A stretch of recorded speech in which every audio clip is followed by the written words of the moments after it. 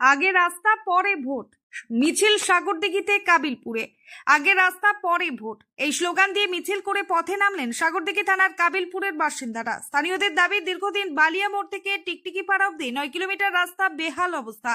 বারবার প্রশাসনের দরবারের আবেদন করেও সমস্যার সমাধান হয়নি। এর আগেও সাংসদ খালিলুর রহমানকে আটকে বিক্ষোভ দেখান এলাকার মানুষজন।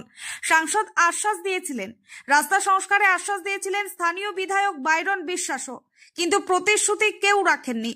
ফের বৃষ্টিতে জলমগ্ন রাস্তা। বুধবার সকালে পথে নামলেন এলাকার মানুষজন।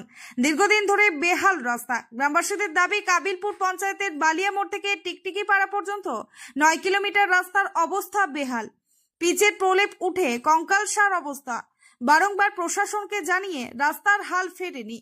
রাস্তা খারাপ থাকায় ঘটছে দুর্ঘটনাও। কাবিলপুর থেকে অসিত ফুলমালের রিপোর্ট, সময় বার্তা।